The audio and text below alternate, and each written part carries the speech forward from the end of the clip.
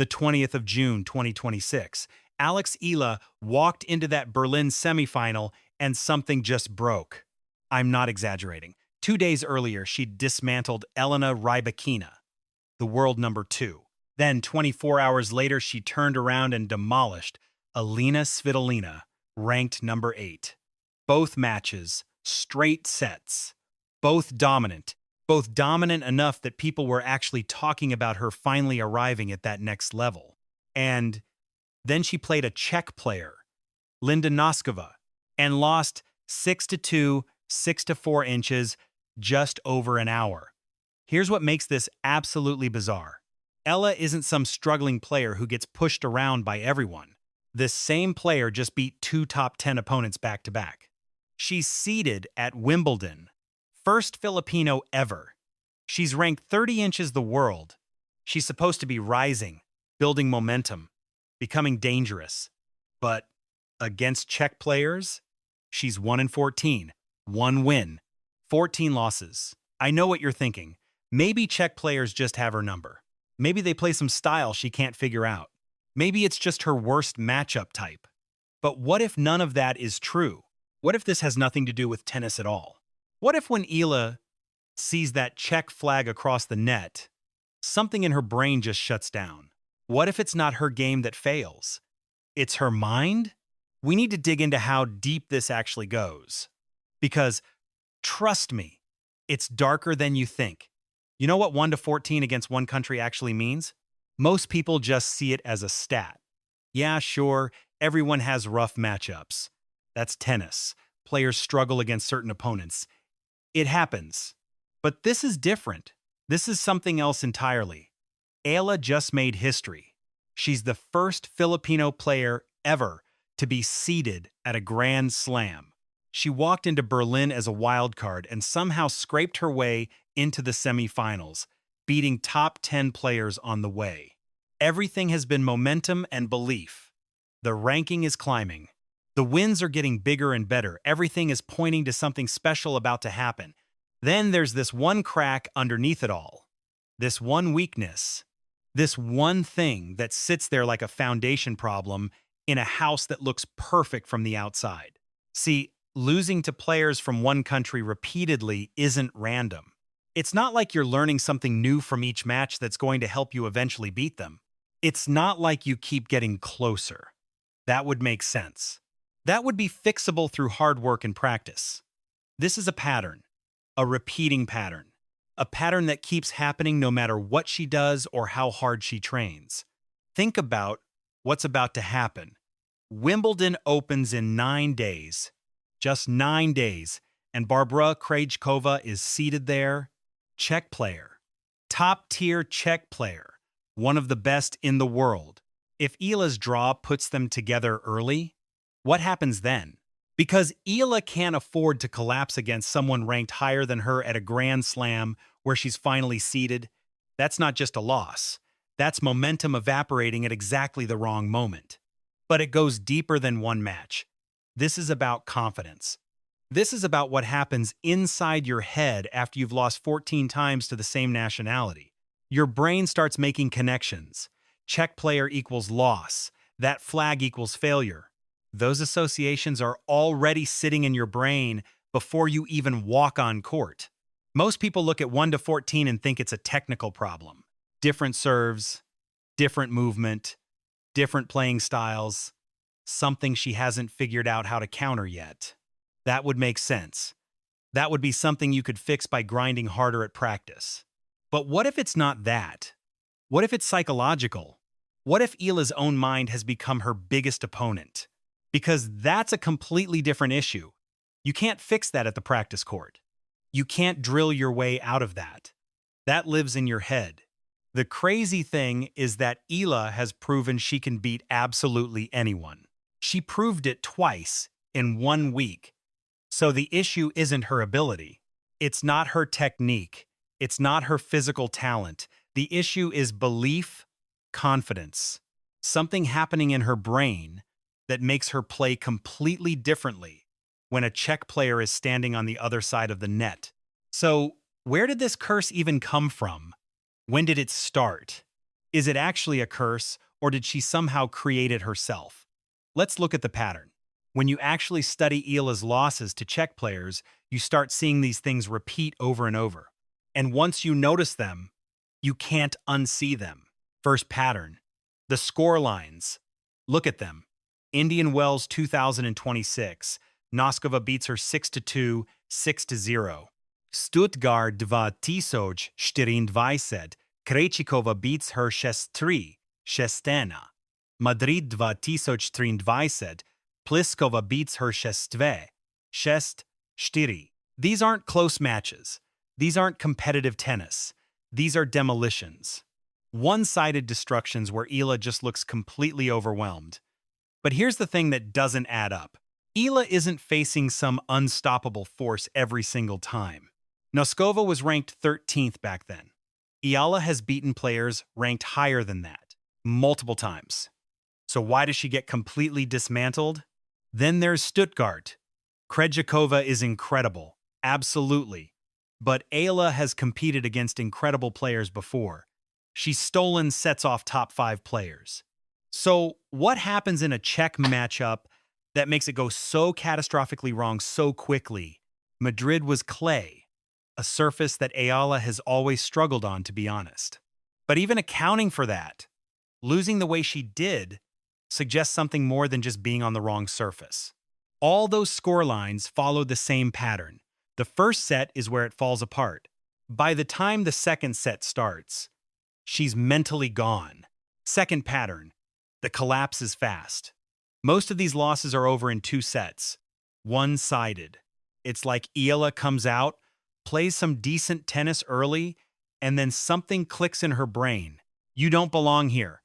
And suddenly the match is basically over before it really even started. But then in Berlin just days ago, Eala actually fought back against Noskova. In the second set, she got to 4-3. She actually won 3 straight games. She was right there. She was in it. So why couldn't she close it out? Why did she just hand it back to Noskova? Why did she let Noskova take the next 3 games in the match? Because even when Eala gets ahead, even when she's in control, even when she has the momentum, she still can't finish. It's like there's a ceiling she hits and she just can't break through it. Like something inside her hits pause. Third pattern. The return game falls apart. Look, Eala's biggest strength as a player is her return of serve. That's her edge. That's how she creates offensive opportunities. She breaks serve, gets ahead, controls the rallies, she's aggressive on return. But against Czech players, something shifts.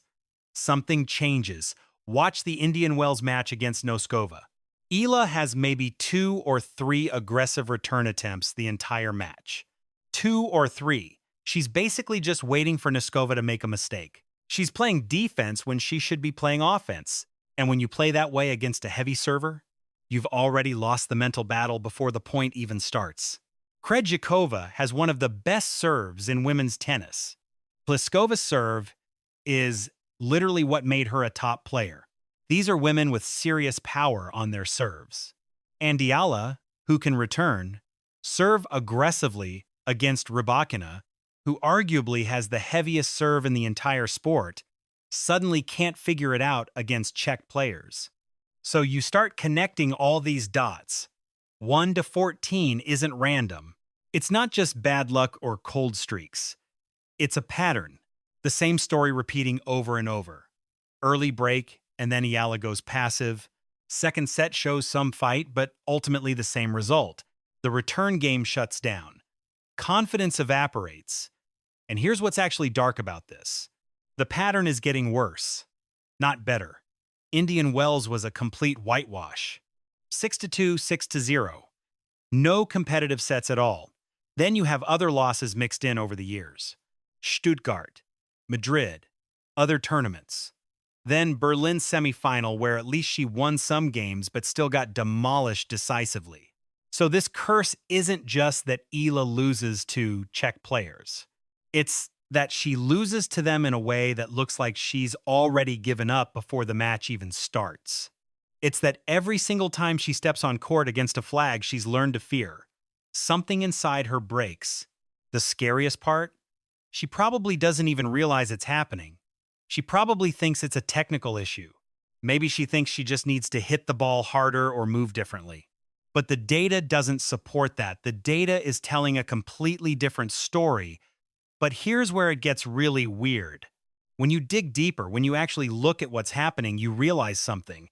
It's not the Czech players that are unbeatable. It's something about playing Czech players that breaks her brain. This is the twist that nobody's talking about. The Czech players aren't beating Eala. Eala is beating herself. Think about the Rybakina match from Berlin. Watch her on return. She's aggressive. She's breathing heavy. She's locked in. Her whole body language is screaming, "I belong on this court." She's stepping into returns. She's taking risks. She's trusting herself. And it works. She breaks Rybakina 5 times in that match. 5 breaks against the world number 2. Now look at the Noskova match. Same Eala, same ranking, same tournament, same grass court, but completely different energy. She's tentative on return. She's taking a half step backward instead of stepping into the court. It's like she's already told herself she's going to lose before the match even starts. And when you do that against a heavy server, you've already lost. Here's the thing. Noskova's serve isn't actually better than Rybakina's. Rybakina has one of the heaviest serves in women's tennis, but Eala attacked it. She was brave. She trusted herself. Against Noskova, Eala played scared. And scared players lose to good servers every single time. So what changed between those 2 matches? Not her game. Not her technique, not her physical abilities, her mind. Here's what pattern recognition does to an athlete. After 14 losses to the same country, your subconscious starts sending signals. When you see that check flag, your nervous system activates a defeat response. It's not something you're choosing. It's not conscious. Your body literally prepares itself to lose before you even step on court. Think about where Eala's head is right now. She's the first Filipino seated at a Grand Slam. She just beat the world number 2. She's riding high. Everything feels like momentum and belief in destiny. And then she plays Noskova and just gets broken down. What does that do to your brain? It reinforces the pattern. Czech players beat me. That's just how it is. Your brain files it away. Another loss. Number 14. And the worst part? Eala has beaten players ranked higher than most of the Czech players she's lost to. She's beaten stronger servers than several of them. She's shown she can compete at the highest level against anyone. So this isn't about ability, this is about psychology. This is about a pattern burned so deep into her brain that when she sees a Czech player across the net, her confidence doesn't just dip a little, it disappears. Sports psychologists call this learned helplessness. It's when an athlete loses so many times in one specific situation that their brain stops believing they can ever win. It's not rational. It's not based on current ability. It's based on repetition. Your brain says we've lost 14 times to this scenario, so we're definitely going to lose the 15th time too. The scary part is how automatic it becomes. Eala doesn't need to sit down and think about it. She doesn't need to consciously remember every single loss. Her nervous system just knows. It happens automatically, it happens unconsciously. And by the time she realizes what's happening, she's already playing defense when she should be playing offense. And this matters right now because Wimbledon is 9 days away. 9 days. If Eala draws a Czech player in the early rounds, she doesn't get to build confidence slowly. She doesn't get warm-up matches. She steps on court, sees that flag, and her brain activates the same defeat response it's activated 14 times before. But here's what most people don't realize. This curse isn't permanent. Psychological patterns can be broken. All it takes is one win. One match where she steps on court against a Czech player and wins anyway. That breaks the pattern. That rewires the brain. That turns a curse into a lesson. The question is whether it happens before Wimbledon or after. Because if she breaks it before, she walks into the Grand Slam as a different player. If she breaks it after, she's potentially already out, eliminated by Krejcikova or someone else. So, I need to know, do you think she breaks this before Wimbledon? Because the mental side is everything here. Drop your prediction in the comments. Because honestly, this curse doesn't define Eala. How she responds to it does. But how do you break a pattern burned into your brain 14 times? Is there actually a way forward? Everything depends on what happens in the next 9 days. Now, the data actually proves what's happening. Look at the Rybakina match versus the Noskova match. Same player, same court, same week, but completely different tennis. Against Rybakina, Eala won 19 points off Rybakina's second serve. 19. That's aggressive returning. That's taking control. That's saying, I'm going to break this serve and control this point. Against Noskova, 7 points, 7 off the second serve. She basically stopped attacking. She stopped being brave. And when you stop being brave against a heavy server, you've lost before the rally even starts. This isn't a coincidence. This is data. This is measurable proof that something fundamentally shifted in Eala's approach between 2 matches just 24 hours apart. Same tournament, same surface, same type of opponent. But her return game essentially shut down the moment a Czech flag appeared on the other side of the net. And here's what makes it crystal clear. In the first set against Noskova, Eala actually broke serve early. She was right there, competing. But then something happened. Noskova broke back. Momentum shifted. And from that point forward, Eala's returns just got more and more passive. She stopped attacking. She started waiting. She started hoping Noskova would make mistakes, instead of forcing the issue herself. Compare that to the second set against Rybakina, where Eala was relentlessly pressuring on return, hitting aggressive returns, taking serve away, dictating rallies. That's the Eala who can beat anyone on earth. That's the player who just became the first Filipino seeded at a Grand Slam. But the Eala who played Noskova? That wasn't the same player at all. That was a player playing scared. Here's what sports psychology research actually shows about this. After repeated failures in one specific situation, your brain creates an automatic response. It's called the anxiety response. And you can't just think your way out of it. Your nervous system literally prepares your body to lose. Your breathing changes, your muscle tension changes, your decision-making gets slower. Everything about your physiology shifts into defensive mode. This is documented. This is real. Elite athletes experience this. It's called choking. It happens because of repetition. Your brain has learned through 14 losses that when you see this specific trigger, this specific flag, this specific opponent nationality, you're going to fail.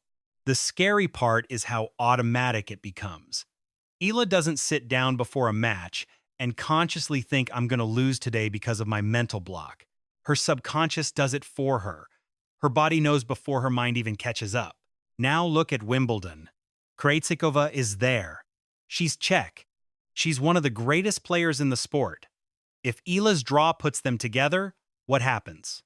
Does her nervous system activate that same defeat response? Does she go passive on return? Does she lose her aggression? That's what's actually at stake. It's not just about one match. It's about whether Eala can even play her best tennis when it matters most. At a Grand Slam where she's finally seeded. But here's what I need you to understand. This curse isn't actually about Czech players being better. It's about Eala's brain hijacking her ability to compete. And that's actually good news. Because psychological patterns can be rewritten. The first time Eala beats a Czech player after this curse settles in, everything changes. One win rewrites 14 losses in her brain. One match where she steps on court, sees that flag, and wins anyway, that breaks the automatic defeat response. That teaches her nervous system something completely new. That creates a new pattern. And here's the part most people miss. If Eala breaks this now at 21 years old, she becomes mentally tougher than players who are 25, 26, 27 years old. She becomes someone who has learned to overcome one of the hardest things an athlete faces: A mental block, a curse, a pattern embedded so deep in the nervous system that breaking it takes real courage. Athletes who overcome blocks like this, they become different competitors. They become dangerous because they've proven to themselves that they can beat not just other players, but also their own mind. Eala is already mentally strong. She's proven that. But breaking a 1-4 match losing streak against one country, that's next level. That's what separates good players from great ones. The question is whether it happens at Wimbledon or after. Timing matters. 9 days is both forever and no time at all. It's enough time to reset before the tournament. It's also enough time for anxiety to settle back in. It's enough time to build confidence. It's also enough time to spiral, which means everything depends on how Eala approaches these 9 days. Does she acknowledge the pattern and work to break it? Or does she let it sit quietly underneath her confidence, waiting to activate the moment a Czech player steps across the net? Because one way she walks into that Grand Slam, as a seeded player who just demolished the number 2 in the world, the other way, she walks in as a seeded player who is quietly terrified of one specific flag. Those are very different versions of the same player. So here's the answer. The Czech curse is real, but it's not magic or bad luck or some hidden technical weakness. It's psychology. It's a pattern burned so deep into Eala's brain that when she sees a Czech flag, she forgets how to play tennis. She forgets how to be brave. She forgets how to attack. The good news? It can be fixed. All it takes is one win. One moment where she steps on court against a Czech player and remembers that she can beat them, that she's beaten players ranked higher, that she's beaten bigger serves, that she belongs on that court just as much as anyone else. And when that moment comes, when she finally breaks this pattern, everything changes. Not just for one match, for her entire career. Because she won't just be breaking a losing streak. She'll be proving to herself that her mind doesn't control her, that she controls her mind. The timing right now is crucial. Wimbledon starts in 9 days, and the reality is that if Eala faces a Czech player in those early rounds, she might not get past them. Her nervous system might activate that same defeated response it's activated 14 times before. She might play scared. She might play passive. She might lose. But here's what I also know. Eala is mentally tougher than her record against Czech players suggests. She just proved that by beating Rybakina and Svitolina back-to-back, she just proved it by becoming the first Filipino ever seeded at a Grand Slam. She's not fragile. She's not broken. She's just carrying a pattern that needs to be broken. And patterns break all the time in tennis. Players overcome mental blocks. Players beat demons they've been running from. It happens. It's rare, but it happens. And when it does, it transforms careers. So here's what happens next. Either Eala goes into Wimbledon, and this curse sits quietly underneath her confidence, waiting to activate if she draws the wrong opponent. Or she spends these 9 days acknowledging it, working through it, preparing mentally for exactly this scenario. She builds a plan. She practices her return against heavy servers. She visualizes breaking serve against a Czech player. She does the mental work. And then she steps on court at Wimbledon, and if she faces a Czech player, she's ready. Not just physically, but mentally. She's rewired the pattern. She's changed the story. One win and everything is different. The Czech curse doesn't have to define the next chapter of Eala's career. It can be the thing she overcomes that proves she's ready for the elite level. It can be the obstacle that becomes her greatest strength. But it has to happen soon. 9 days soon. So I'm asking you, do you think she breaks it at Wimbledon? Do you think she faces a Czech player and wins? Or does this curse follow her into the next tournament? Because I'm genuinely curious where you stand. Drop your prediction in the comments. And if you want to follow Eala's journey through Wimbledon, if you want to see whether she breaks this curse or whether it haunts her again, hit that subscribe button. Because we're tracking every match, every moment, until she either breaks this pattern or we get our answer about how deep it really goes.